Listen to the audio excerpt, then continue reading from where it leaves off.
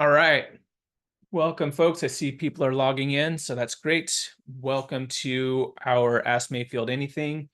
As folks are joining in, thank you very much for spending your lunch hour with us here on the West Coast, at least, and have a great topic today. I'm excited to talk with our panelists about some string versus central inverters. As we're going along, highly encourage people to put your questions in. If you can use the Q&A feature of the Zoom room there, that makes it a lot easier for us to manage the questions, see the questions, and be able to go through them. So for those of you who haven't done an AMA in the past, try and keep it pretty conversational, try and have all of our panelists be involved in the discussion as a whole. When we see questions that come up in the real time, we will answer them as appropriate going along. We did get a handful of questions submitted early on as well. So for folks that did that, we'll try and get to those, address those in the conversation as we're going along. So appreciate everybody being here, and we can kind of get going in on this. So thank you very much. My name is Ryan Mayfield, founder of Mayfield Renewables, and we've been doing this AMA going on 4 years now. So excited to continue in this series and presenting timely topics for the industry. For those of you who may not know us, Mayfield Renewables, we are a technical consultancy. We are an engineering consultancy firm.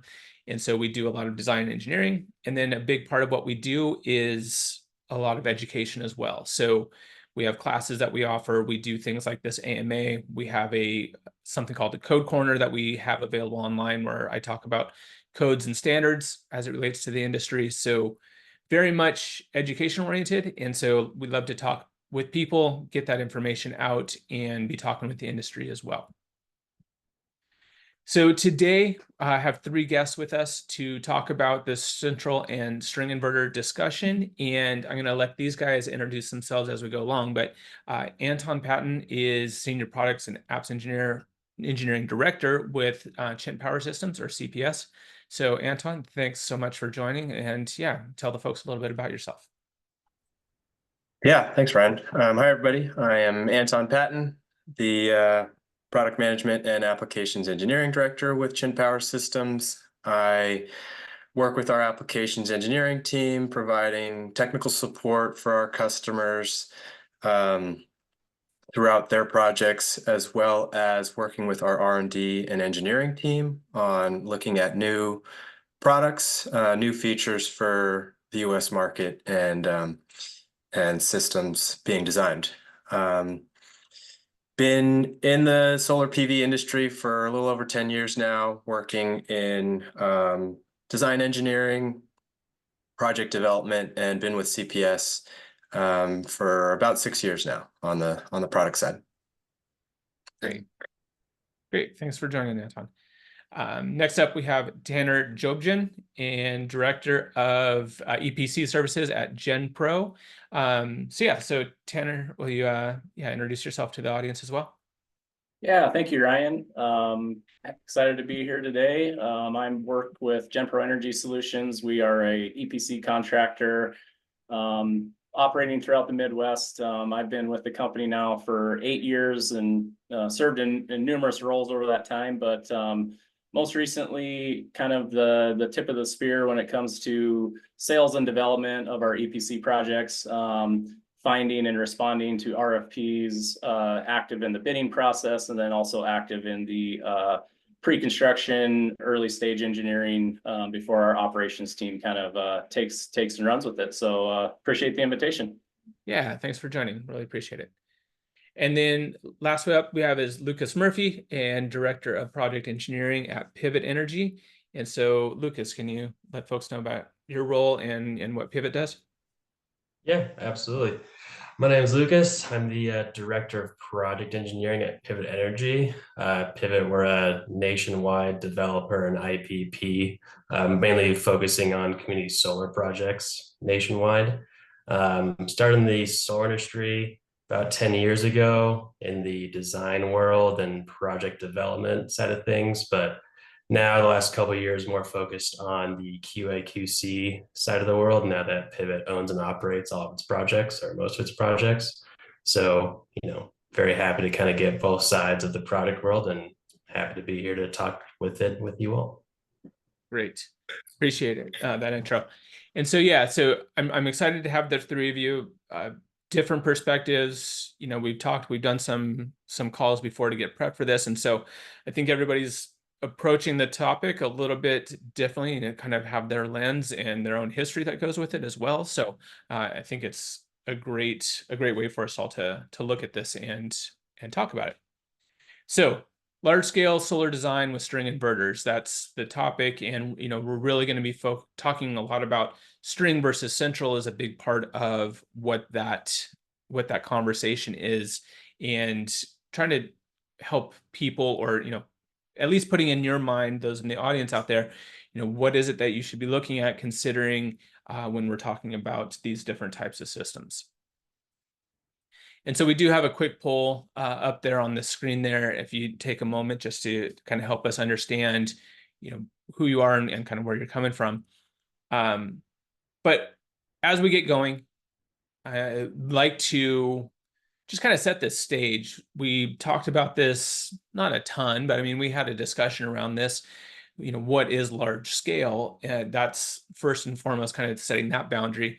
And so as a group for the conversation, we're really, came up with this 5 megawatt and above, and the 1500 volts DC. And with that, the 5 megawatts, you can point to National Electrical Code. There's a differentiation that they call large scale PV, and you get into a different code section when you're doing systems of that size.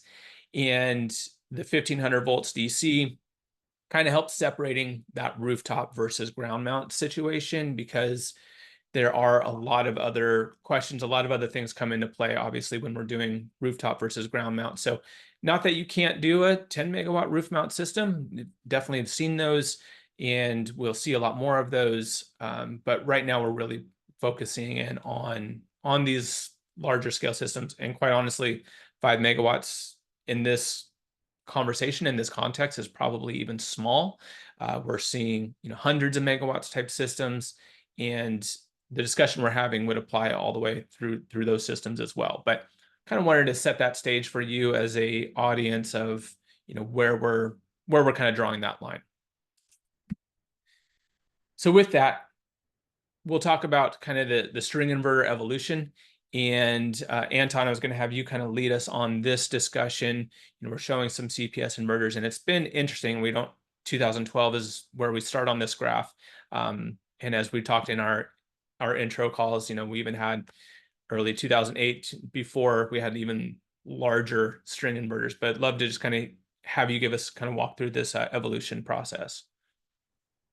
Yeah, definitely. It has been interesting and exciting to kind of be a part of the inverter technology evolution over the past decade or so.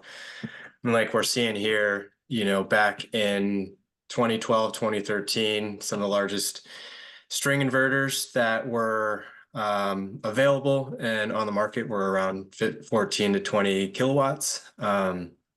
And now we're seeing, today, a string inverter as large as 275 kilowatts. We're even launching a 350 kilowatt inverter, string inverter, today. And, looking at this string inverter technology evolution, there was a similar evolution with central inverters, back 10 years ago. Even saw a central inverter that was maybe 50 kilowatts. That was, the size of a refrigerator. And now today, when you look at central inverters, they're 2 to 4 megawatts.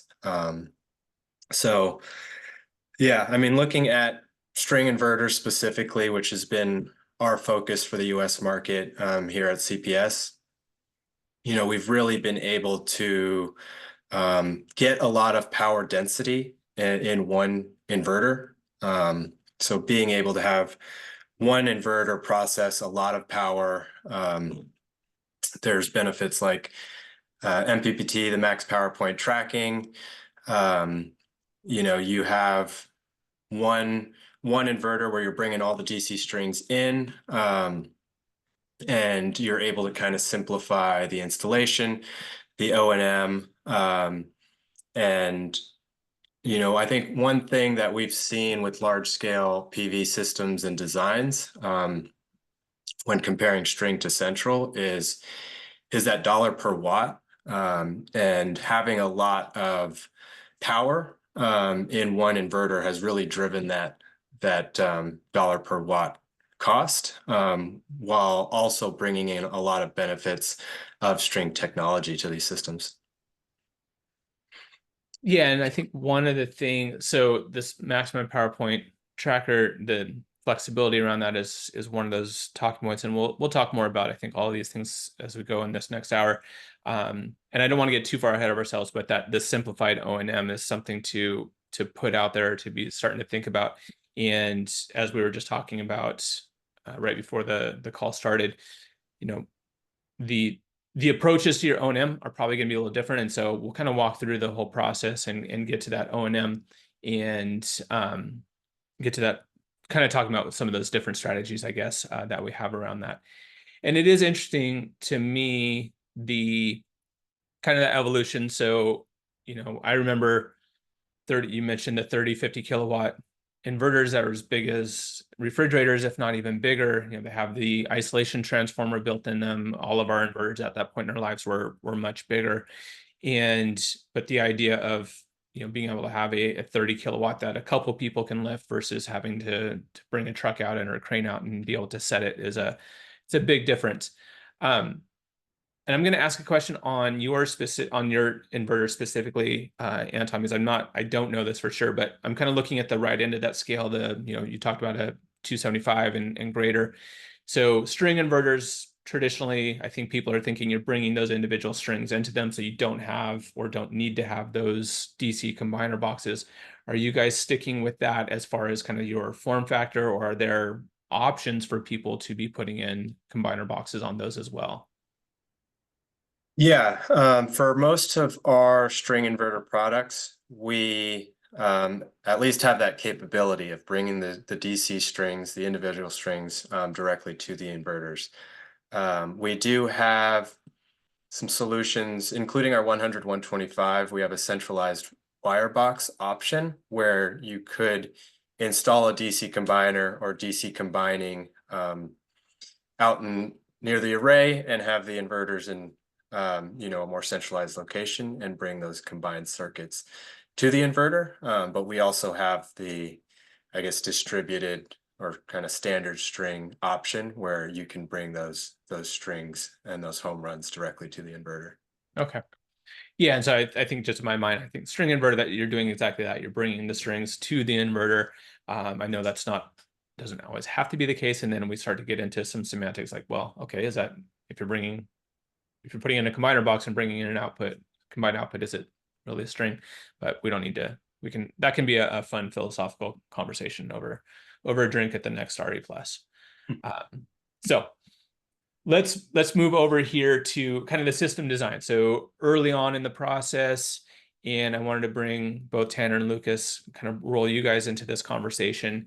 And one of the things that we at Mayfield we see, and we've seen historically, are people are doing site layouts very early in the project, and it makes sense. You want to get an idea of where the array is and kind of laying out the equipment. And one of the questions that comes up a lot is, what we're seeing here, distributing out your inverters versus doing some sort of a centralized virtual central power plant, or virtual central string inverter, excuse me, virtual sorry guys, virtual inverter, basically, where you're bringing all those inverters in one location and aggregating them there. And so, Lucas, I'll throw it over to you first, just kind of talking about the site layout and, when you're talking with potential clients, or when you guys are looking at designs, what's kind of the process there that you're thinking of and going about in that decision-making process? Yeah, absolutely. So a lot of this decision comes down to AC and DC losses, right? So we found that DC voltage drop and DC losses are less expensive than AC voltage drop. So a few years ago, it kind of almost lined up perfectly with the advent of the 1500 volt DC string inverters, that it made the most sense to design these as virtual central or cluster them at the main equipment pad, just because running DC at 1500 volts back to your pad was less expensive than running 480 or 600 volt AC throughout your system to a main equipment pad. The DC losses are not linear to your production, as AC losses are definitely linear. As you lose AC power, you lose production. So most sites, for that reason, we've moved to virtual central design, clustering them at the pad for sure. Yeah, and that's one of the things I feel like that we've seen more and more. Gosh, early on in our AMA series, we did something, we talked about, free voltage drop. And I think another thing as a designer, as an engineer to consider is, looking at these larger DC to AC ratios. I think we're seeing, and Lucas, as developers, you guys are probably on top of it, and Anton, you're probably, well, all of you guys are seeing it. Trying to put more and more solar out there to a smaller inverter. So we're increasing our DC to AC ratios. I've seen, adding, especially when pairing with storage, if you can do 2 to 1 and, some very high ratios there. And part of that too is kind of what you were just talking about with voltage loss is if the inverters are going to just power limit the output anyway, that means they're power limiting the input, which means we're, the voltage loss is almost non-existent on some of these midday large DC to AC ratio systems. So something to consider in that site layout. Tanner, I was curious on your point, from the contractor's point of view, or you're looking at this, those DC versus AC circuits, kind of just curious on, when you're looking at them, at these jobs as they're coming in and looking at this, are you guys giving input on, hey, we would prefer to move it this way, or be running our circuits like this, as opposed to running the AC circuits, for example? Yeah, it definitely comes up, and we try to offer, feedback from our experience to the owners, wherever we can to, design a highly effective and efficient system. With the distances, the other thing we keep in mind is, the difference between running 3-phase AC and DC PV. In addition to having the higher voltage, you also have less conductors. So that adds up to why it typically makes sense to try to run those on DC. And then we often utilize above ground cab systems or above ground wire management systems where possible. And we've done it both ways, where we populate like a DC combiner box along a cab run, or are running all of the DC strings back to the centralized PV or the string inverter station. Kind of depends on the distances and the layout of the site. Some of the new code has made it a little more restrictive with the number of circuits that can be in any one hanger or conduit. So that's where lately we've gravitated a little bit more towards using the DC combiner boxes. In fact, I've even had projects where it's been a combination of some DC combiner boxes, some not, just really based on the distance of that string in relation to the endpoint or where the inverter is located. And then with that, it is convenient, I think, from an O&M perspective, to have all those inverters populated in a central location. Your AC runs then are pretty minimal. You end up with less excavation that has to occur to get to the switchgear. I think there's a number of advantages there, but yeah, that's been our historical, kind of lens on that. And we have done central inverters as well with DC combiners throughout the field. Really the central inverter, if there is any advantage, it would be just there's less equipment. So you bypass the need for a switchgear. Typically the central inverter is coupled to the step-up transformer. So there's been some cost savings with that, but you know, at the systems that we're typically working, the system size that we're typically working in, that minimal savings is probably irrelevant to the, you know, long-term performance of the site if you ever had one instance of a failure. But yeah, we often look at what the owners are providing us on the front end, as you said, with the 10%, and then just trying to provide our feedback where we can, where it maybe is a cost savings or an efficiency savings on the overall final design. Yeah, I think it's interesting the comment of the transition to 1500 volts. And so folks out there, as you're working on systems, as you're seeing these older, maybe legacy systems that were 1000 volt, you might be coming across these systems where the AC was being run the distance, or the inverters were getting distributed like this. And so yeah, I think it's a interesting evolution, I guess, of the industry. And you know, the question, we get the question all the time, and it's going to probably continue to come up of, should I run AC? Should I run my AC or DC the distance to minimize losses? And more often than not, it's, you know, running the DC is the answer, and it's a nuanced answer. It's not, there's no absolute one versus the other. And so, you know, understanding those losses, understanding the DC to AC ratio, but as Lucas, as you pointed out, you know, early on, and when you were talking about that, is if your AC voltage, if your losses are too high, or if the voltages go out of range, the inverters turn off, and then you have zero production versus losing 5%. So it's there's a big difference between that, and so understanding what those are in order to make sure that you are applying that properly. So I like the idea, or the concept of, because kind of how that's evolved over time. So this is, and I kind of wanted to have that comment about AC and DC circuits. I wanted to bring this one up, and Anton, I'll have you kind of talk about this. This is, you know, a way of clustering our systems together. And I think a big question, or a big thing that probably should be addressed or talked about, is kind of this 800 volts AC. So folks are, you know, hopefully used to seeing that 600 or 800 volts, but on the output of our inverters for these systems, again, large scale systems, not ground mounted, we're not connecting to a service on a low voltage side. So very often we're, you know, incorporating medium voltage transformers anyway. So I guess, yeah, Anton, could you kind of walk through, you know, what this looks like, and the approach here on, for people should be considering on clustering these inverters like this? Yeah, definitely. So this, I mean, is an example, a design configuration with our 275 kilowatt string inverters, basically having them in clusters in 825 kilowatt blocks that are connected to a breaker box and then run to switch boxes that provide disconnecting means closer to the transformer skid.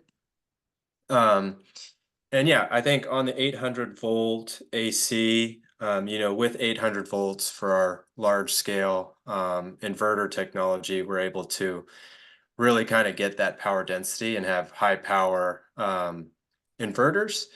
And, you know, with the 800 volts, with higher voltage, you know, you can see lower losses there on the AC side. And, you know, one of the kind of challenges we saw in the industry was that shift to 800 volts. Although you're getting the higher power, there wasn't a whole lot of availability of 800 volt balance of system equipment, which, you know, at CPS, we decided to basically offer balance of system equipment designed for our large scale string inverters. And yeah, I was just going to add on the kind of design side, a couple other points that we've seen with projects is the different, I guess, terrain and layouts of systems. You know, a lot of the times you're not kind of seeing a perfect rectangle of an array. You know, there may be different subarrays broken up, and I think when you're working with a smaller building block of a string inverter, you have a lot more flexibility there. Whereas if you have just one kind of multi-megawatt block, you're kind of a little more restricted there. And then also, you have a lot more MPPTs, and so you'll be able to kind of have more max power point tracking and really maximize the amount of production you're going to get from the system. Yeah, and I think that the 800 volts you mentioned, kind of a change for the industry, or maybe difficulty early on. Curious from Tanner and Lucas on your perspective on that, and we're going to talk about procurement coming up next. But one of the things, is understanding this 800 volt. What does that mean for our systems? And so I think people needing to shift their thinking, and I'd love to again hear Lucas and Tanner. Just 800 volts, you're putting in now 1 kV equipment, you have 1 kV wire, and so I think that that's maybe just stuff that people weren't thinking about before, and kind of how that plays into designs, installation, and costing, quite honestly. Yeah, I mean, Tanner, you can go ahead first if you want. Oh, that's all right. I was just gonna say, when we first heard about, that kind of switch and started chatting with some of the vendors, that was not a common configuration. So I think that has changed in the last 2-3 years since CPS has kind of led the charge on releasing that type of product, and it makes sense. Our team has not had the opportunity to install an 800 volt AC system, so we have looked at the designs and been involved in a couple bids, but yeah, looking forward to a chance to get into one of these projects and identify the vendors that we can work with on the wire and the switchgear and the disconnects that are needed to install it. Yeah, I'd say something that 800 volt kind of opened up in my mind was for these larger utility scale systems is, clustering them throughout the array a little better than what, most of the time we do now with 600 volt is the virtual central, like I talked about, at, a single or a couple equipment pads or main access areas, whereas 800 volt, like Anton was saying, voltage drop becomes less of an issue at 800 volts than 600 or 480.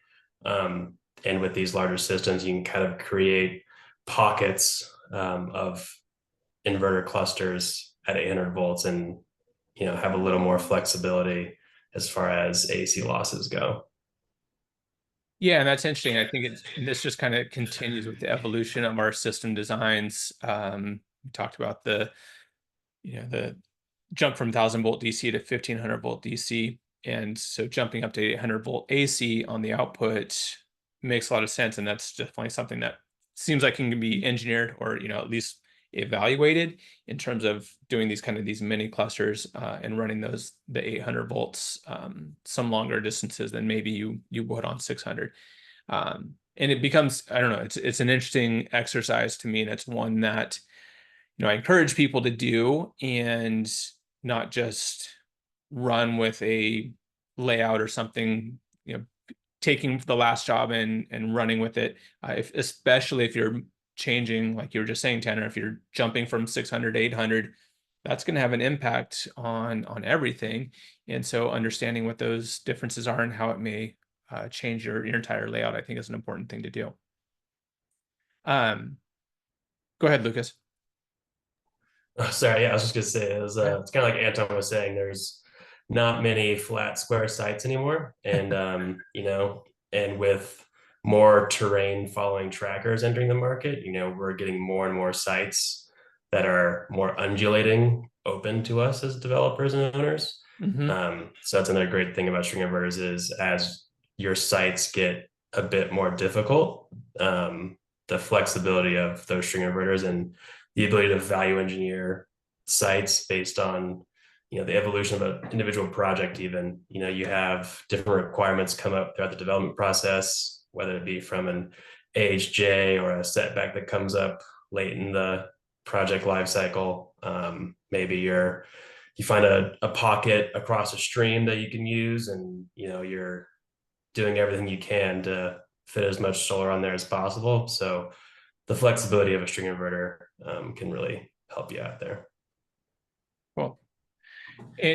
And a couple of questions that have come up. You know, one was asking about kind of sizes of central inverters, and this was actually a question that came up early before somebody had sent in previously as well. So kind of we were talking about that, and you know, to the best of my knowledge, anybody on the panel, you can speak up as well. But kind of central inverters starting around 2 megawatts, and that's probably even on the smaller side of a central. So seeing anywhere from probably 2 to 5 megawatts central inverter systems. And so that's another reason why we kind of set that 5 megawatt threshold for even talking or having this discussion, because you're not going to, you know, be putting in centrals on a system that's much smaller than that. So generally those are kind of the sizes. And as Anton said, we're seeing string inverters creeping up to, what is it? Did you say 350 kW? So Yeah. we're starting to see them quite large at this point in that sense. And then another question that came up, and I'm not sure if I know there's not a specific number, but kind of the break point of is there a break point of I'm going to go to central inverter versus string in terms of, is that 20 megawatts? Is that 50 megawatts? And I kind of threw that question out to you guys before the call even started, anticipating that the audience would want to hear about that. I think you guys can say, you know, correct me, but it feels like it's almost a case-by-case basis. There's no one number that says once you go over a certain size, you'd be silly to be looking at one versus the other. It's very, yeah, site dependent. There's a lot that kind of goes into it. And I mean, we're seeing people do very, very large arrays with central inverter, excuse me, with string inverters. And we'll kind of get into some of the O&M stuff too. Anybody have anything to throw on that one? Yeah, I could maybe start. You know, we at CPS, you know, we work with a lot of different developers, EPCs that are designing systems for different projects, and we definitely have not seen kind of a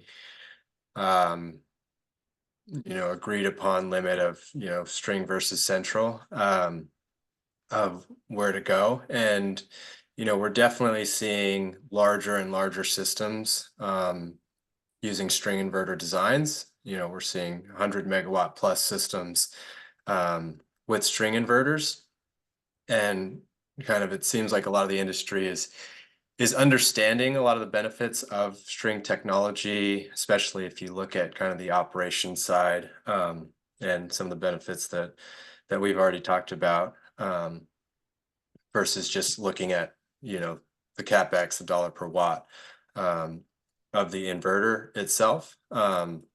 So we're definitely seeing that trend higher and higher as far as what kind of systems are using string inverters. And, you know, even if we're talking about 100 to 100 megawatt system, you know, it's a design that is smaller building blocks, you know, 4 to 5 megawatt blocks that is just kind of scaled up to 100, 200 megawatts.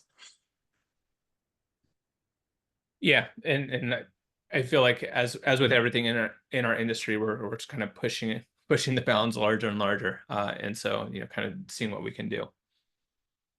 One last thing before we leave system design, and then I'm gonna move us along here though, but a question came in, and I know this is a pretty common question, using bifacial modules.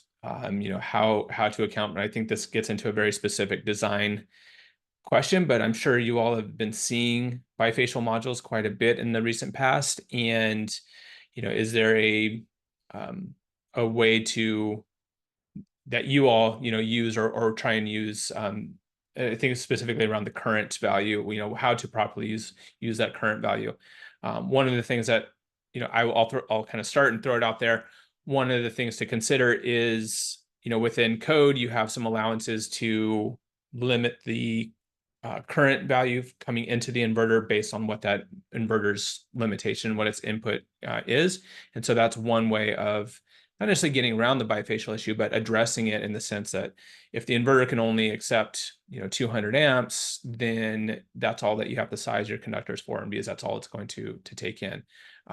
You know, I don't know if any of you have any direct experience on, you know, trying to address bifacial and modeling that and putting that into your system designs?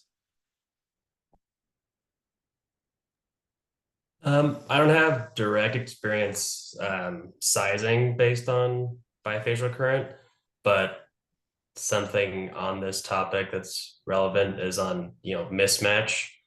Obviously, we have to deal with that a lot more with bifacial systems. And in my experience, string inverters deal with that better from a production standpoint, just based on their ability to buck boost and the maximum power point tracking ability on a more nuanced basis. Yeah, it's definitely something to, I think going in and honestly going in and doing some modeling, bifacial, they have some big numbers in terms of what you can actually boost to, but the reality of the situation, it's probably not as much as definitely is being put on those spec sheets.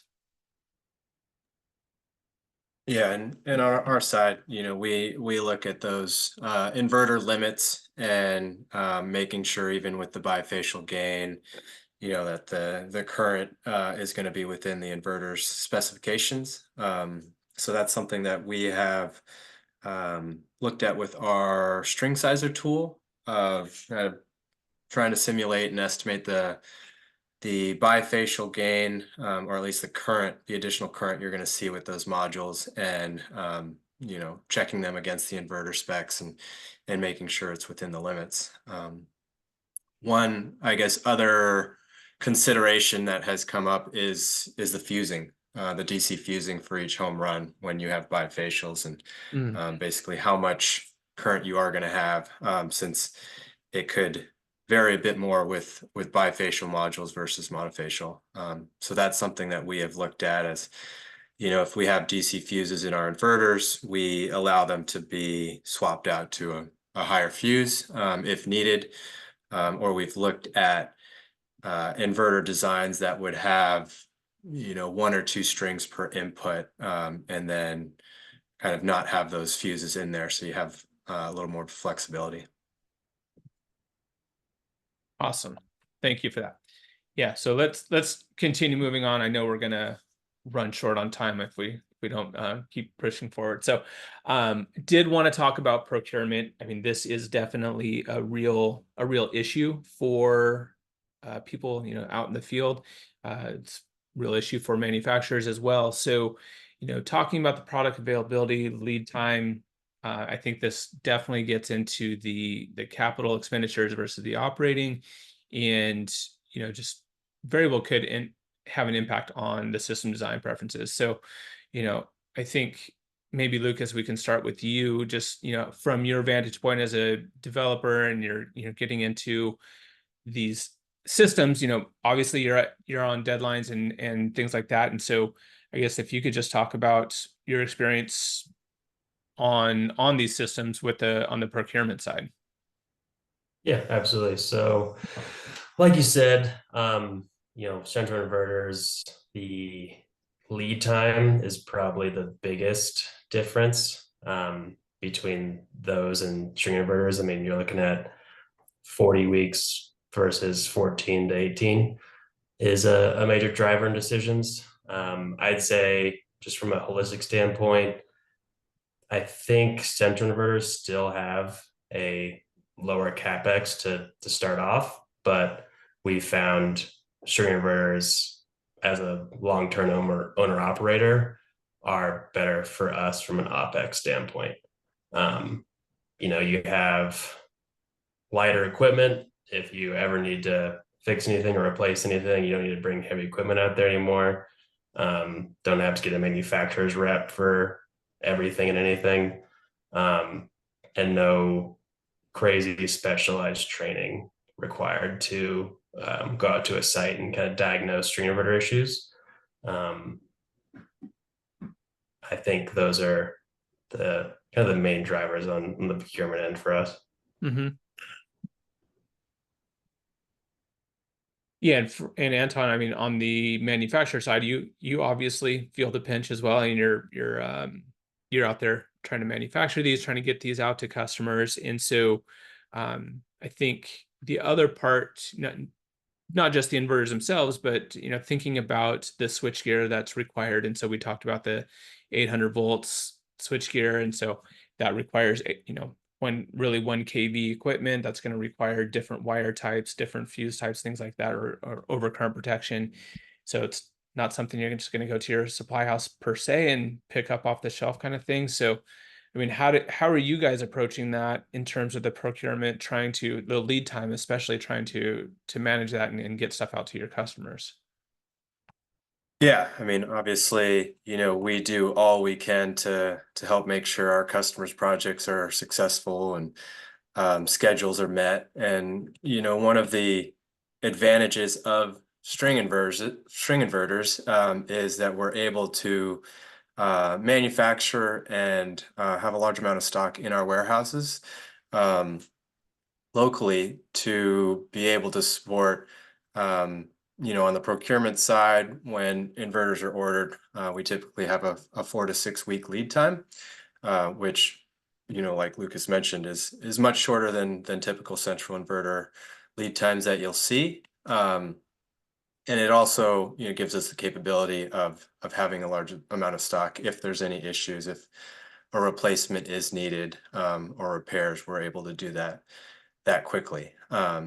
And yeah, on the balance of system equipment as well, we were seeing long lead times even for switch gear or breaker panels. So that was one reason why we decided to bring our own balance of system equipment to have those shorter lead times to help our customers speed up project timelines and with their system designs and project installations. Yeah, that's one of the things that we're seeing as a design engineering firm. It's difficult because we have to get through our part in order to start to order equipment and make sure that the right things are in order. And so there's definitely that push is being felt by everybody in terms of trying to so we can get those POs put in so that those 40-week lead time items are there when you need them.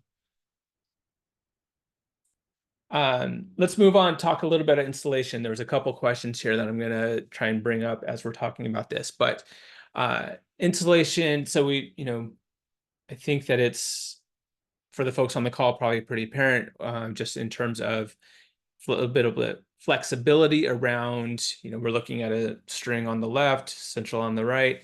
And so kind of some of those differences and the stringing. And so there's a cab system there. Tanner, you had mentioned that.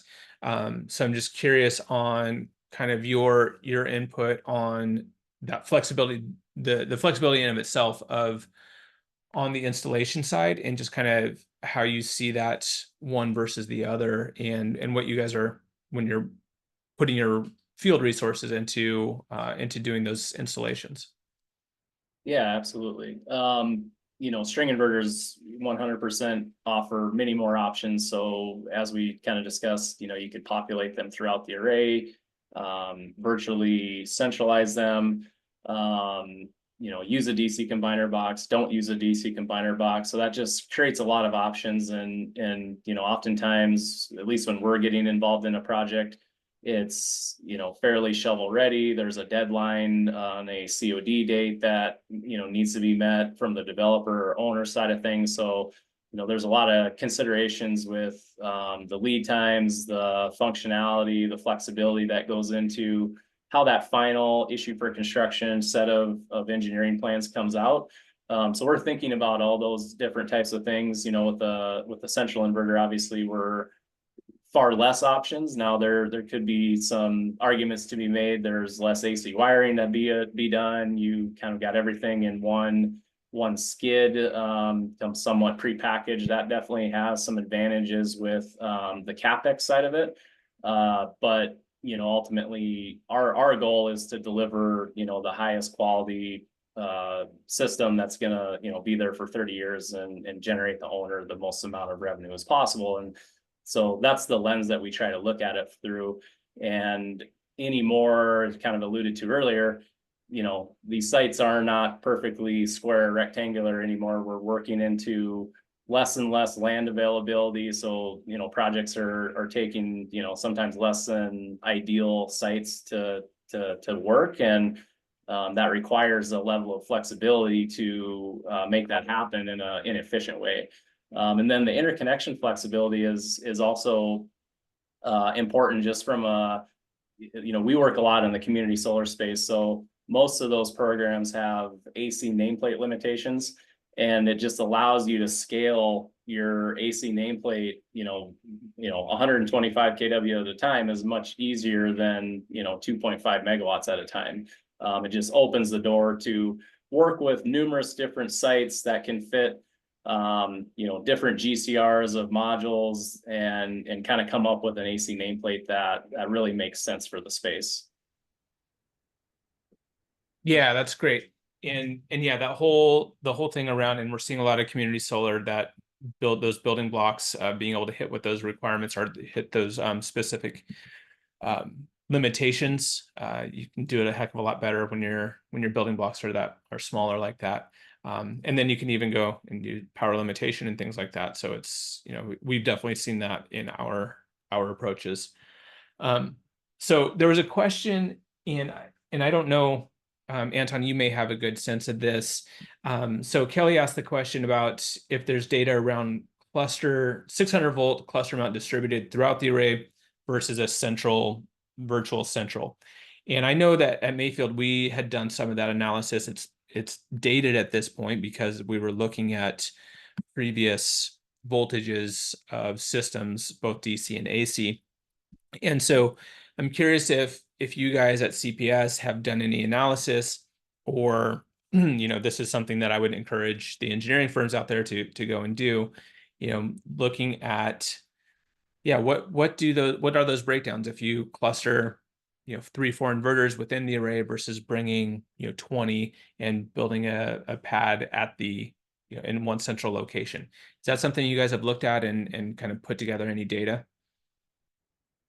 Yeah, I mean, it's definitely something we have looked at over the past several years, of comparing string inverter layouts and designs with central inverter designs. I think it definitely is difficult to kind of have, hard comparisons, because there are so many variables site to site. And even if you're looking at costs, I think there's project to project, there's a variability on what certain things will cost, depending on where you're at and kind of what you're looking at. So yeah, we have analysis. I think it's something that's kind of hard without working with a design firm or EPC that's really looking at one specific case study of here's string, here's central, here's the full breakdown, and having that applicable to kind of all sites and all projects is a challenge. So I wouldn't say we have kind of hard data there, but we have looked at that as a team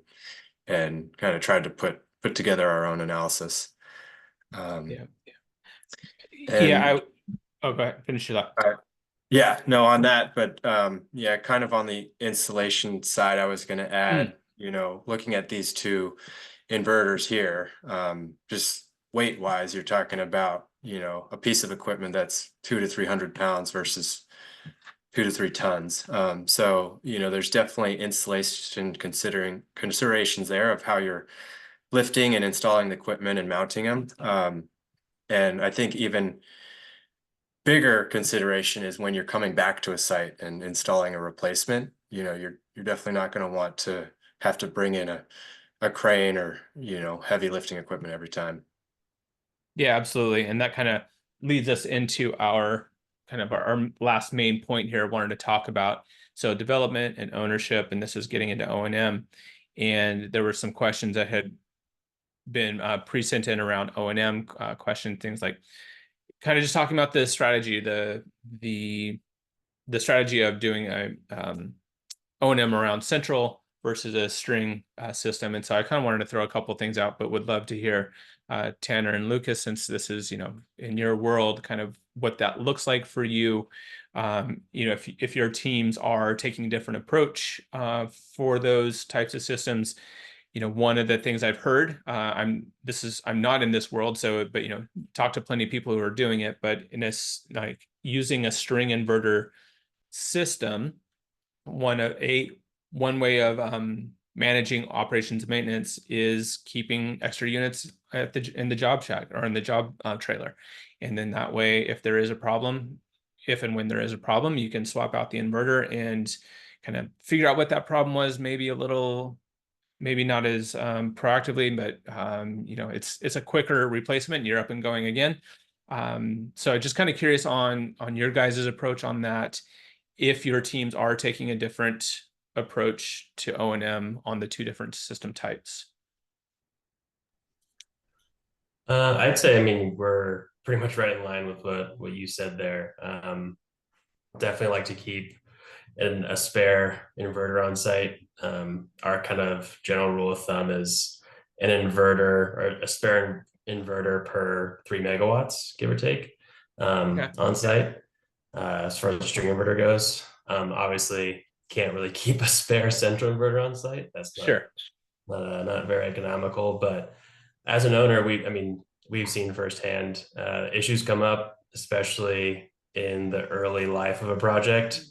And it's a lot better as an owner to have, 9 megawatts running versus a 10 megawatt system versus 5.